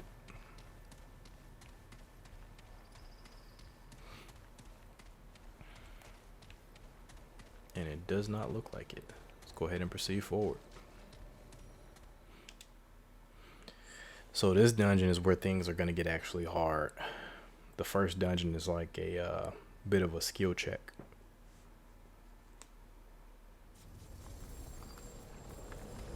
Yeah, the first dungeon is a bit of a skill check. So the first time I played through the game, I actually had a lot of trouble with the first dungeon because what I wasn't used to was the sheer volume of enemies that the game tends to throw at you and the tactics that the game tends to use to try to get the jump on you. So you're probably going to see that here. I'm actually pretty sure you're going to see that here. Before we do get started though, I did get a bunch of items, so I'm going to go ahead and use my items in War 13.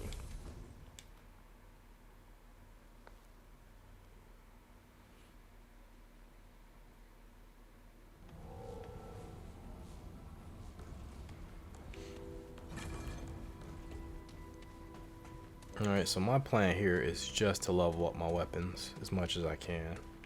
I want to do as much damage as I can in these dungeons. Anything you need?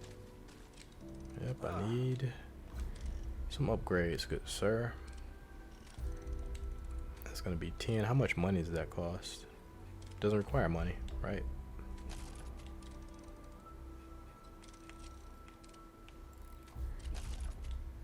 Cool. It does require money. Oh, okay, I see the money there. Didn't see it before. Do I want to upgrade any of this stuff? Not really. Not yet anyway.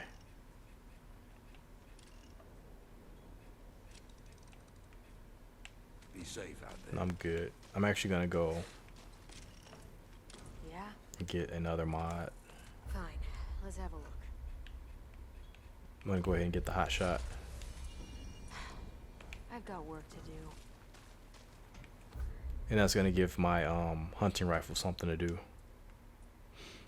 Ammunition is imbued with flame, dealing fire damage, which is increased by 20%. Shots also have a 45% chance to apply the burning effect, dealing 150 fire damage over 10 seconds and lasts a total of 30 seconds. So yeah, I think we're a lot better equipped now. And just cause, I'm gonna go ahead and get some iron from her. How's it going? Going pretty good. Let's get some iron. Take care Got then. 8.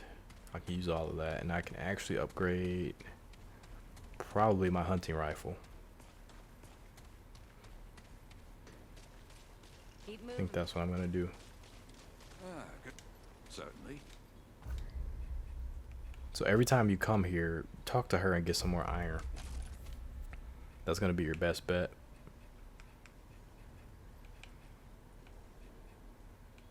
I could go with the melee. Do I need more? It's only 4 more, so I don't think that's quite worth it. I will do this. Yeah, I'm gonna do that. Take care, my friend. Extra defense. Could have saved it for the submachine gun, but we're gonna get more than enough just by running through that dungeon.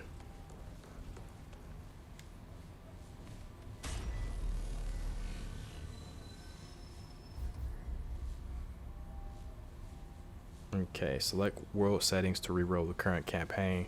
Rerolling the campaign allows you to select different difficulty levels at the cost of resetting all campaign progress and checkpoints.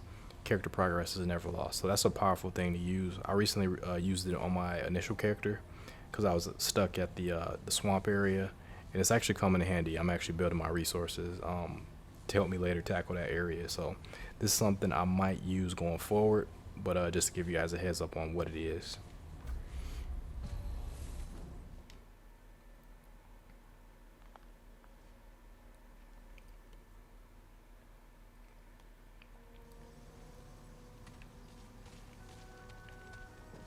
Alright, let us do this.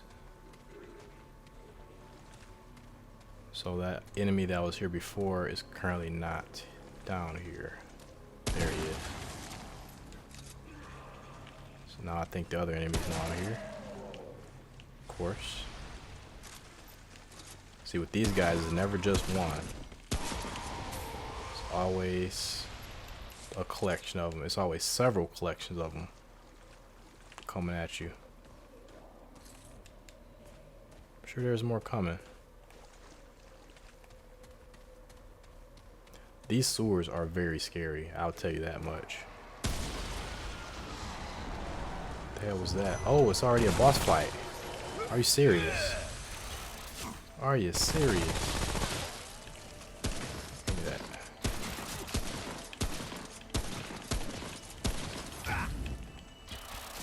Get that going.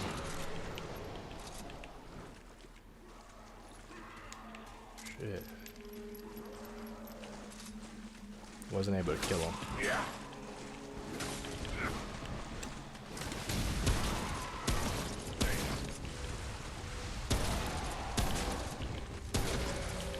There we go, that was pretty good. Yeah, this shit is so random. That was already a boss fight.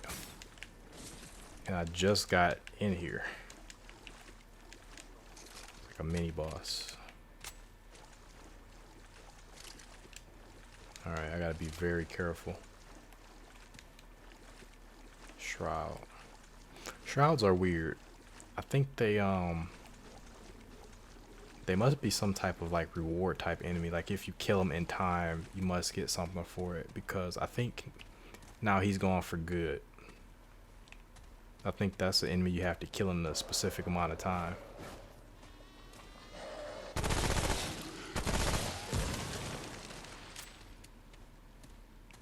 Alright, so I'm moving slow because enemies like to appear behind you when you've made enough progress. And you'll see that really soon.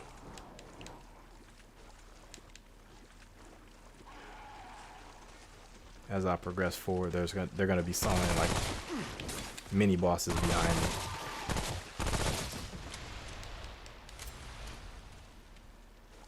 In this like doorway. So Some of these sewers I proceed nice and slow. Make sure there's nothing behind me.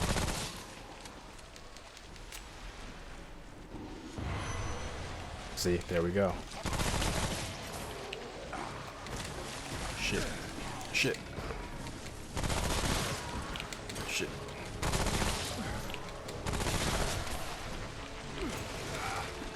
Shit.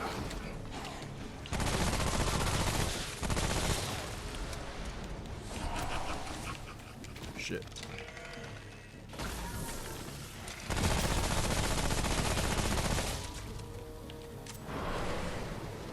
Where's he at?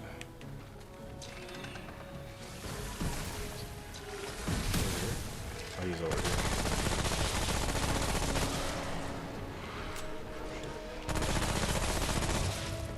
Got him. He's dead, right? Okay. And root rot is a status effect. I believe if you're fully affected by it, you get slowed down. I think that's what it does. Either that or it affects your stamina. I can't 100% remember. Alright, we got out of that pretty good, I think. Yeah, get it.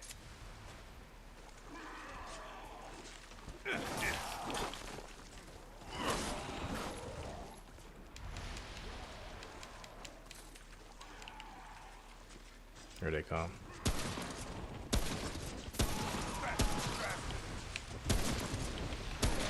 What the hell? That was weird.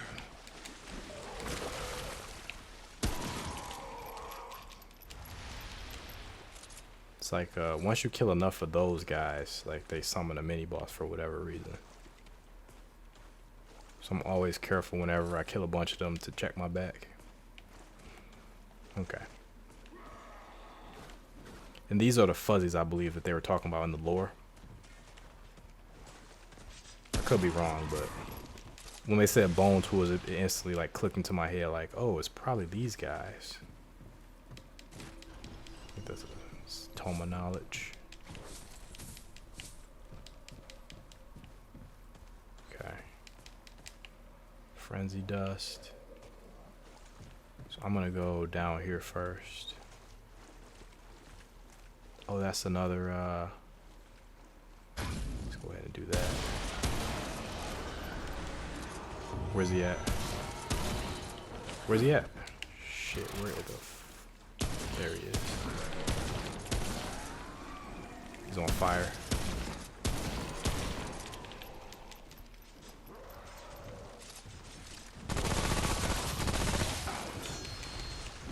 He's melee.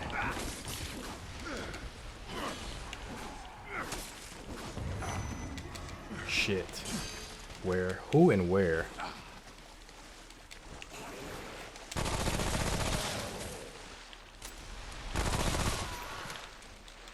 Okay, there's another mini boss here somewhere. I don't know where. I don't know what it is.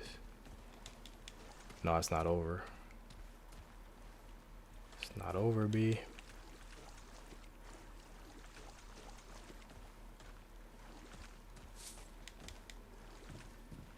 This is rough right here. This is really rough.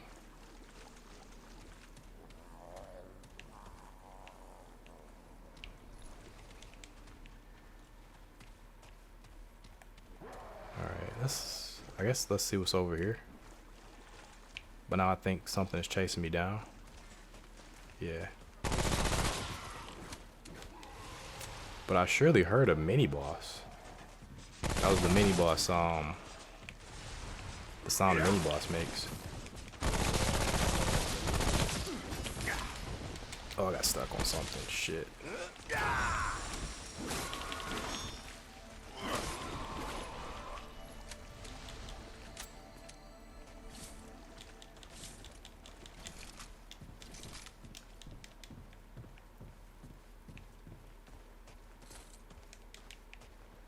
At least I got more iron.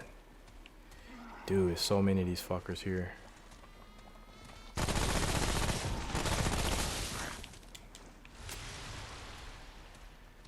Okay, mini boss is 100% gonna pop up after like in the middle of this wave, as I'm taking them out, something's gonna pop up behind me.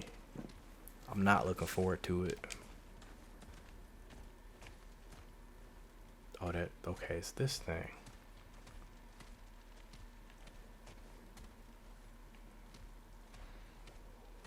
So I gotta kill this guy like really quickly, apparently.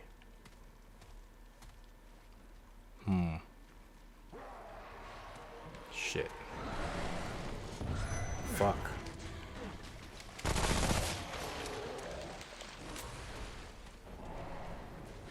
Make sure nothing's behind me.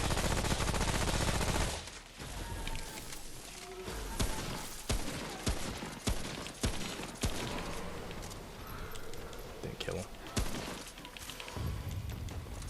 That killed him.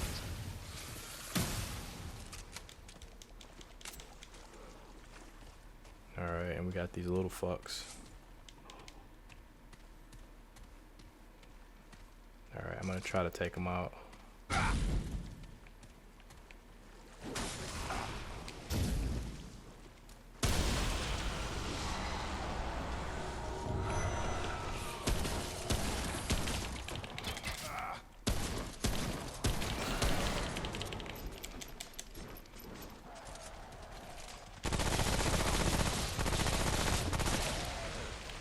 Shit.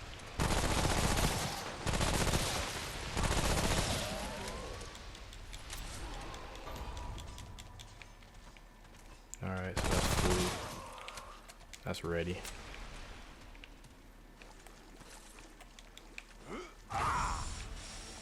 So we'll use that.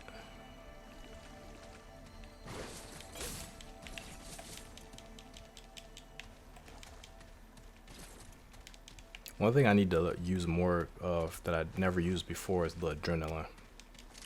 That's one thing I don't use too much of. Alright, so that's gonna, that doesn't loop around. That is strange. I actually want to see what else is over here.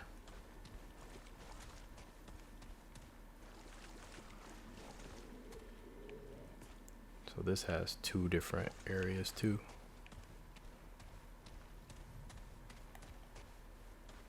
Okay, that loops to a treasure chest.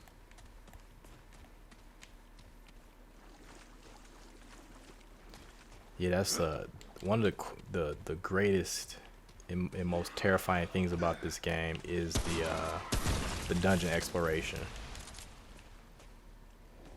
Because you're just inundated with enemies and they appear from all over and there's waves and they try to overwhelm you.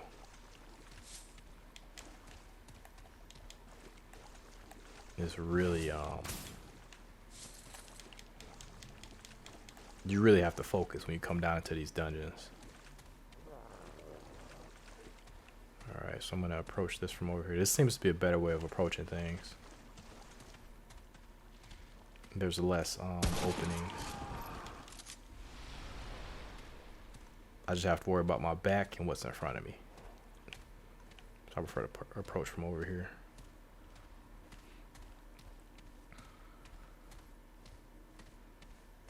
And this room always seems to spawn some type of sub-boss. So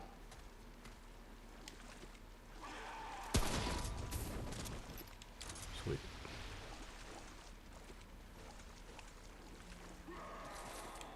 Oh yeah, I saw me.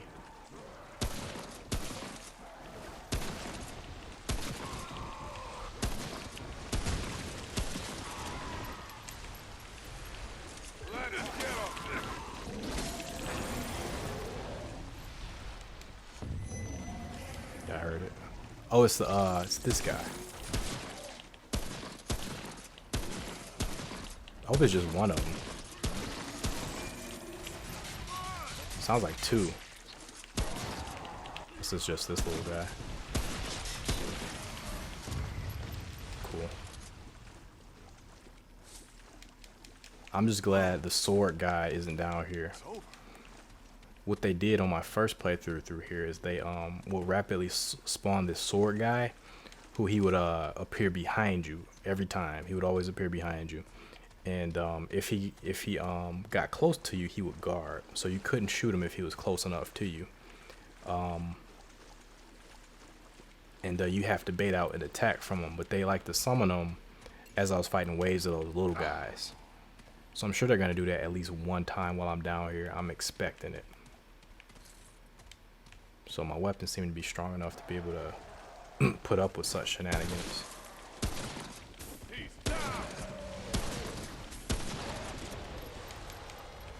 Sweet, hurry up. There we go. Alright.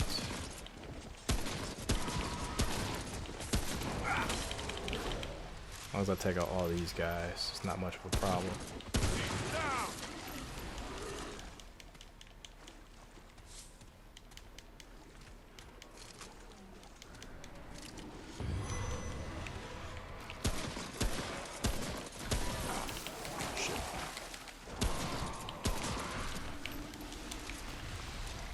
Run out of ammo.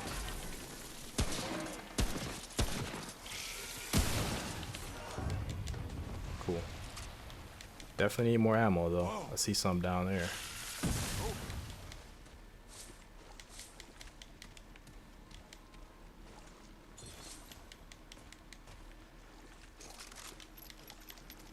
Try to take him out from a distance. Here we go. They're gonna come after me now. Okay, so this is another room. Oh, this is the item I never had before. Sagestone.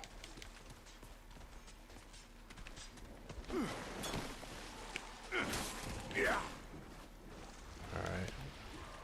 I'm gonna go through here. And this will complete the loop. So we were coming through here at first, and then I took the other way. Hold up. You guys didn't even look like you were coming over here.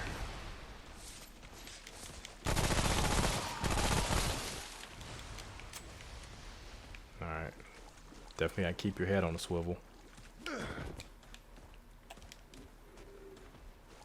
think there was more over here. I hear something approaching. Don't know where from though. It could just be my footsteps.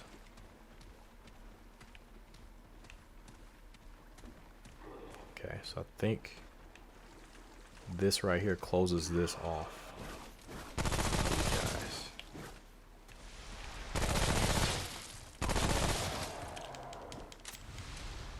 Okay, so it looks like I did not come in this room.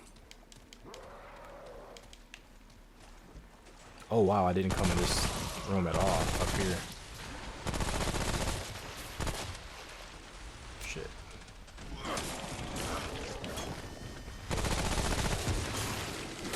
You're not dead yet?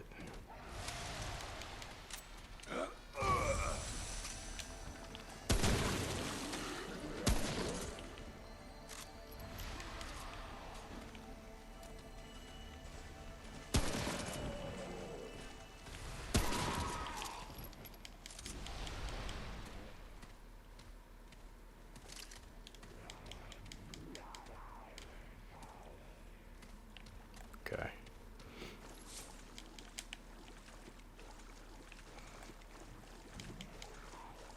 Definitely run out of ammo though.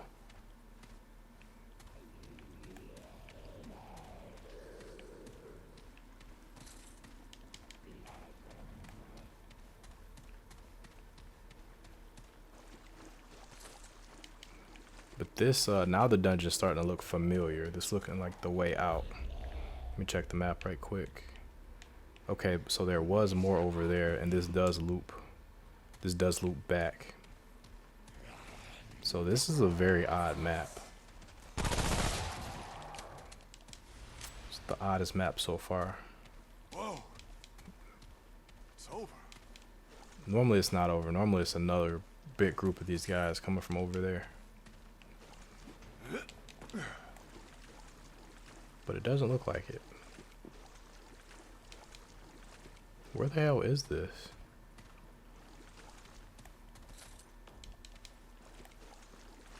Huh, and this was near the beginning? This was another path I didn't take, it looks like. I'm super confused. Okay, I got it. I know where I am. I had went back the other way. Okay, cool. I get it now.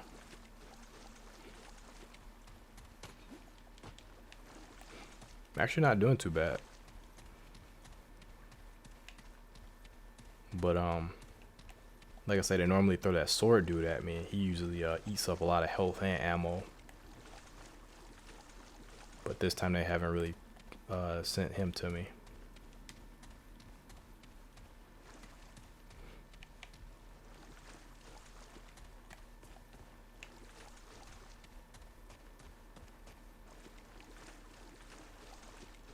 Okay, so now we can proceed this way.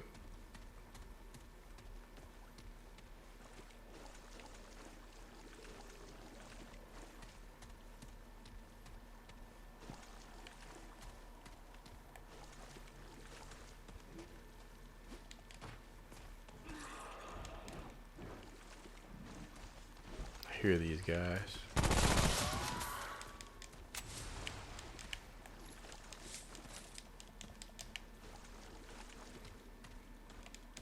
Alright. No badasses yet. No, oh, this is the end, too. Wow. Thought they were going to send a sub-boss my way. Another one. But that's it. This is the end of the dungeon.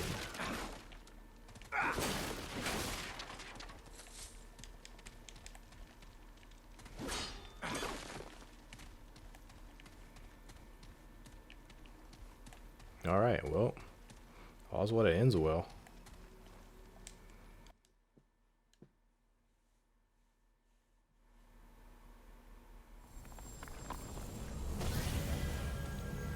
Oh, so I guess that was part 1 of the dungeon. Oh no, there's a boss fight coming up. Yeah, there's definitely a boss fight coming up. Alright, well, that'll be the end of this episode, guys, because we're at the 2-hour mark. So I guess we'll be starting the next episode with the boss fight. I'll just show you guys to confirm that it is a boss fight. Normally, if you go through a dungeon and there's another dungeon right after, normally it leads to a boss fight. So, see, there's going to be our little Dark Souls-esque fog gate, and that's going to lead to a boss fight. So, we'll be tackling that on the next episode, guys. But for now, we're at the 2-hour mark. So, appreciate you guys for watching this episode. Hope you guys did enjoy. And I'll be seeing you guys in the next episode. So, take care, guys. Till next time. Peace.